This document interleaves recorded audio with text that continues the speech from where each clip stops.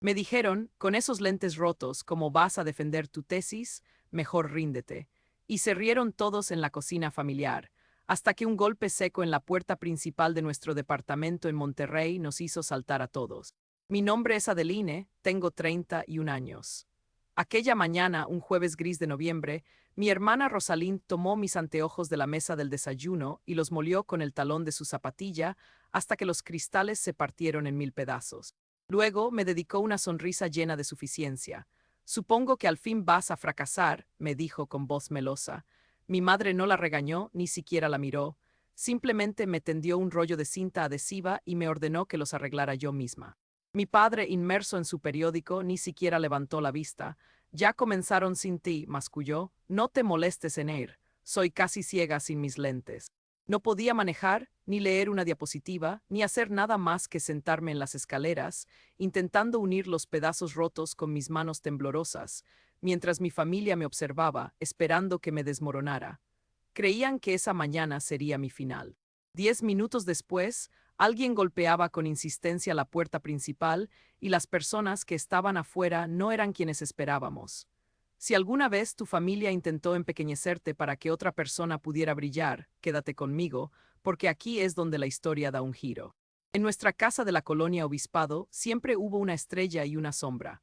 Mi hermana Rosalind era la estrella, 5 años mayor, talentosa, encantadora. Sus calificaciones impecables adornaban el refrigerador, sus pequeñas victorias se transformaban en leyendas familiares. Yo era la sombra, silenciosa, útil, la que arreglaba las cosas y nunca pedía nada, porque pedir era la forma de aprender que nunca quedaba suficiente para mí. Había una pared de fotografías en la sala. Una vez las conté y más de 3/4 partes de los marcos eran de Rosalind. Mi madre me sorprendió en ese conteo y le dijo a una vecina, con esa voz ligera y agradable que usaba para las visitas, Rosalind siempre fue la talentosa. Adeline solo cacharreaba, cacharreaba. Esa fue la palabra para 6 años de mi vida. Cuando tenía 16 años, gané un lugar en un programa de ciencias de verano muy competitivo en la Universidad de Nuevo León. Ese mismo verano, Rosalind quería ir a un retiro de liderazgo que costaba casi exactamente lo mismo. Solo había suficiente dinero para una, me explicó mi madre con dulzura, y tenía más sentido que fuera Rosalind. Era mayor, el momento era más crucial para ella, y Adeline era tan ingeniosa. Ella encontraría otra manera. Siempre encontraba otra manera. Mi competencia se convirtió en la razón para dejarme al final. Lo que en realidad construí en los años siguientes fue un software para ayudar a personas que están perdiendo la vista. Un pequeño sistema basado en cámara que lee el mundo en voz alta, describe un autobús que se acerca, advierte de un escalón que no puedes ver. Mi tesis era para personas con degeneración macular, el tipo de pérdida de visión que devora el centro de todo y deja solo bordes borrosos. Le dediqué 6 años, financiada con préstamos y trabajos de maestra, mientras mi familia lo llamaba un pasatiempo. Mi asesor, el doctor Abard Reyes, una vez me escribió una sola línea que nunca olvidé: esto podría importar a mucha gente, Adeline. Él entendió antes que cualquiera en mi propia casa. Esta no era la primera vez que Rosalind rompía mis lentes. La primera vez fue cuando yo tenía 8 años y ella 13. Me los quitó de la cara en lo alto de las escaleras. La primera vez, cuando yo tenía 8 años y Rosalind 13, ella me quitó los lentes de la cara en lo alto de la escalera de nuestra casa en Guadalajara. Recuerdo el sonido, el crujido del plástico contra el mármol y luego la risa de Rosalind. Apps dijo mientras yo buscaba a tientas en el suelo: ahora no me puedes ver, ¿verdad? Mis padres lo llamaron un accidente. La segunda vez fue en la preparatoria, me tropecé con un mueble que no vi y me golpeé la nariz. Todavía tengo una cicatriz pequeña en el puente. Durante 22 años me dije que la primera vez había sido un accidente. Era más fácil que aceptar lo obvio. Yo era Adeline, tenía 31 años y vivía en mi antiguo cuarto porque mis fondos para la investigación se habían agotado. Llevaba meses durmiendo en esa cama individual con el edredón de ositos que mi mamá se negaba a cambiar. Mi tesis era mi vida, la financié con préstamos y dando clases de regularización. Para mi familia era solo un obicaro. La única persona que entendía el peso de mi trabajo era mi asesor, el doctor Abard Reyes, un hombre de 70 años con una visión impecable, no solo en sus ojos, sino en su mente. Una vez me escribió una sola línea en un correo: Esto podría importar a mucha gente, Adeline. Esa frase fue un ancla cuando todo lo demás temblaba. La noche antes de mi defensa, escuché a mis padres hablar de Rosalind, voces bajas, preocupadas. No entendía por qué, pero había una tensión en el aire que iba más allá de mi nerviosismo. Esa semana mi carro estaba en el taller, así que el doctor Reyes se ofreció a llevarme, junto con la doctora Marguerite Solís, mi segunda lectora. La noche anterior, durante la cena, les pedí, por favor, solo dejen que hoy sea un día normal. Mi madre me regaló una sonrisa que no llegó a sus ojos. Mi padre asintió sin dejar de mirar su plato. Rosalind no dijo nada, y con el tiempo entendí que esa fue la única verdad sincera en esa mesa esa noche. A las 8 de la mañana, Rosalind apareció en el umbral de mi habitación, con una taza de café humeante y una sonrisa que ahora lo sé, debía haber reconocido. Gran día, hermanita, dijo. Déjame ver los famosos lentes. Por 30 años de costumbre se los entregué. La vi dejarlos caer al piso de madera y luego girar el talón lentamente, como quien apaga un cigarro, hasta que escuché el cristal crujir. Supongo que al fin vas a tener que fallar, dijo. Me arrodillé. Recogí los fragmentos, mis manos temblaban, pero no de miedo. Temblaban por la decisión silenciosa que tomé, no les daría la reacción que esperaban.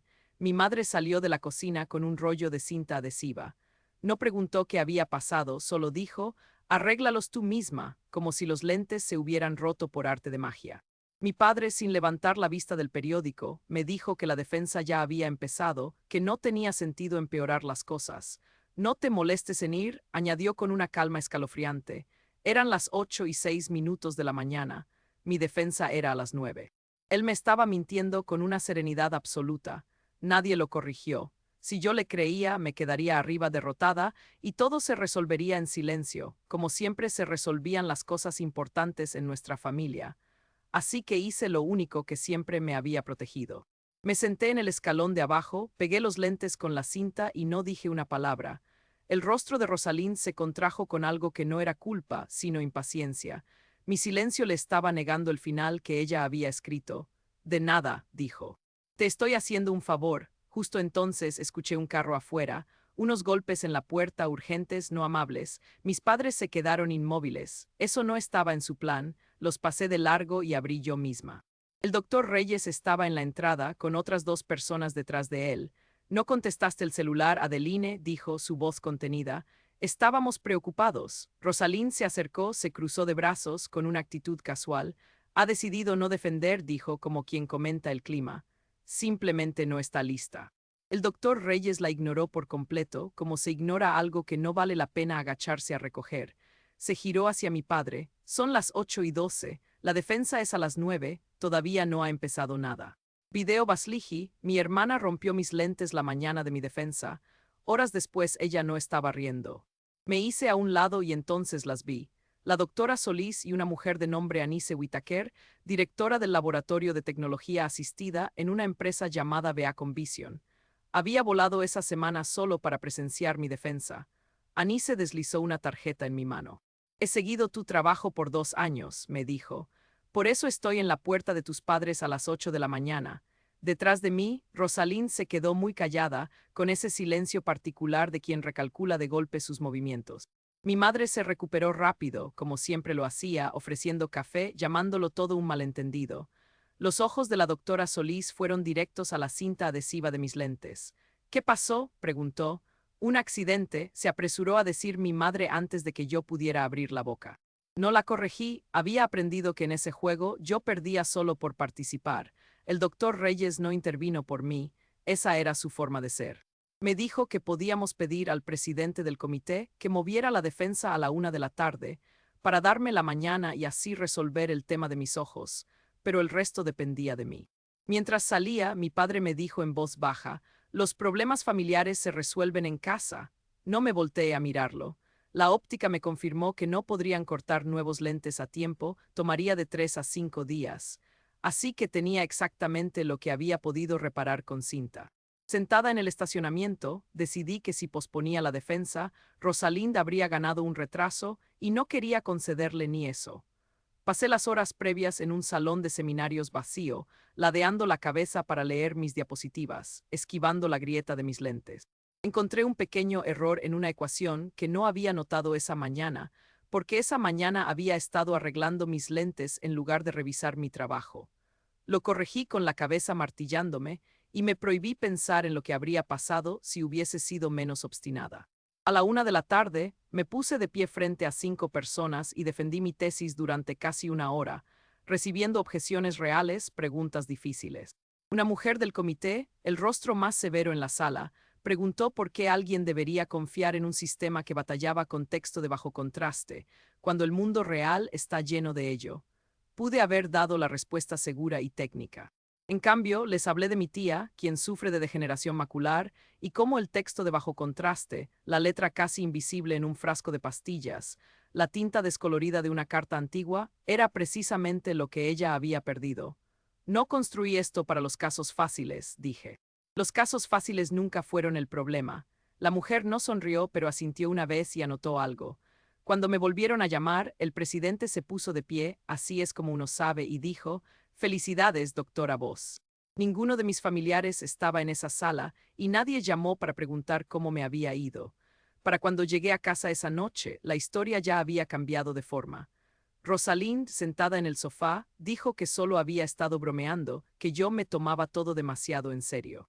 Mi madre, secando un plato ya seco, comentó que los lentes ya estaban flojos de todos modos, que yo siempre hacía un drama de un pequeño accidente, la misma frase exacta que había usado 22 años antes desde la cima de la escalera. Video Basligi, mi hermana me rompió los lentes la mañana de mi defensa, horas después ya no se reía, hasta que mi padre, con esa voz que usaba para no llamar la atención, me dijo que no había razón para mencionar lo de los lentes, especialmente no a tu tía Cordelia. Esa frase me detuvo en seco. ¿Por qué le importaría a él si mi tía, casi ciega, se enteraba de unos lentes rotos? Sobre la encimera de la cocina, medio escondido entre la correspondencia, vi un estado de cuenta de una tarjeta de crédito con una transferencia importante a nombre de Arbos. Lo archivé en mi mente mientras terminaba de empacar la maleta que llevaba medio llena desde el otoño. Beacon Vision era todo lo que mi casa no era. Un lugar donde la gente construía en equipo las cosas que yo había edificado sola en la oscuridad. Inés me ofreció un puesto real de investigación con un salario decente. No digas que sí por gratitud, me advirtió. Di que sí en tus propios términos. Un mes después estaba rentando un pequeño departamento en el centro de Monterrey que era completamente mío. 2 semanas más tarde, la propuesta que había elaborado para expandir los ensayos a usuarios reales fue rechazada. Prometía mucho, pero el equipo era demasiado pequeño para escalar. Un colega llamado Simón me encontró a la mañana siguiente, todavía sentada con el café frío. Me dijo que la solución no era lamentarse, sino hacer que la negativa fuera imposible de sostener. Encuentra la mejor historia, me aconsejó, no el mejor resultado. Yo ya conocía esa historia. Mi tía Cordelia había dejado de leer su propio correo 2 años antes porque la letra nadaba y desaparecía.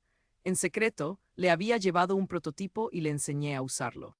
La primera vez que el aparato le leyó su correspondencia en voz alta, me pidió que lo reprodujera 2 veces. Lloró en la segunda lectura. No he podido leer mi propio correo en 2 años, me dijo, mientras se secaba las lágrimas. Mira lo que he logrado ahora.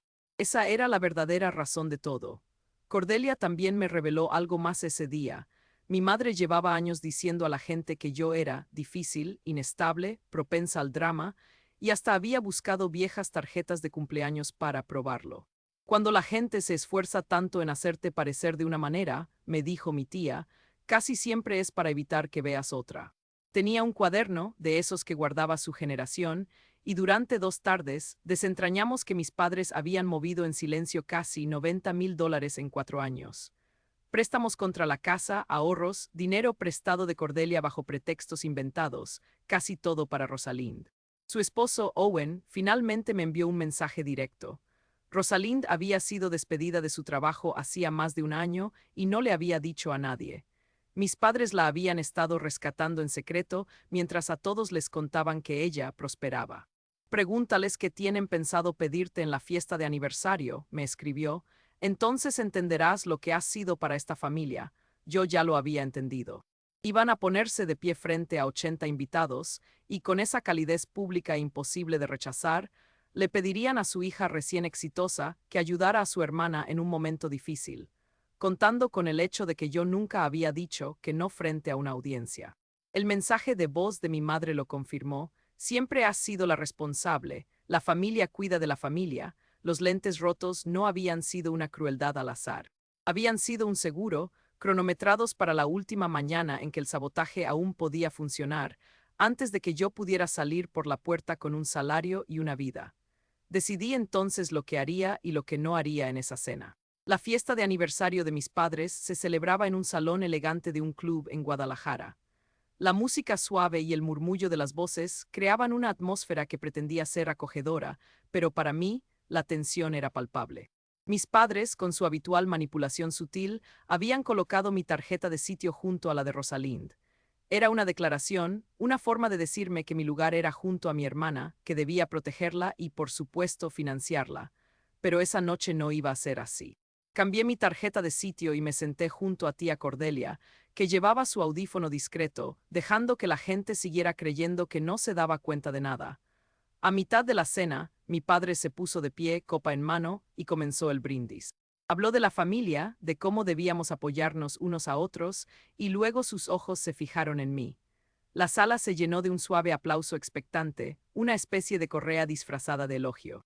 Antes de que pudiera responder, Rosalind se rió demasiado fuerte, un sonido áspero que rompió la armonía, y anunció a todos que yo había pegado mis lentes con cinta adhesiva y ahora me creía médico. Tan sensible, tan agotadora, dijo, y algunas personas se rieron con ella por vieja costumbre por seguirle el juego. Pero entonces tía Cordelia se puso de pie lentamente, apoyando una mano en la mesa. Con una voz clara y serena, comenzó a leer la carta de su propio médico, un informe que demostraba su lucidez y su capacidad de discernir. Llevaba 2 años fingiendo, 2 años dejando que todos creyeran que estaba en las nubes. Esto es algo que no podía hacer hace 2 años, dijo, y luego se volvió hacia mi madre. Me dijiste que ella se había rendido. ¿Por qué necesitabas que yo creyera que había fracasado? Todas las miradas se dirigieron a mis padres. Mi madre abrió la boca, pero no salió ninguna palabra. Su rostro, antes tan controlado, se descompuso. Rosalind, acorralada, balbuceó que el dinero debió haber sido suyo de todos modos, que mis padres la habían mantenido a flote durante años. Lo dijo un segundo demasiado tarde, confesando todo el plan con su propia voz, sin que nadie la obligara. Me puse de pie. No levanté la voz, pero cada palabra que pronuncié resonó en el silencio que se había apoderado de la sala.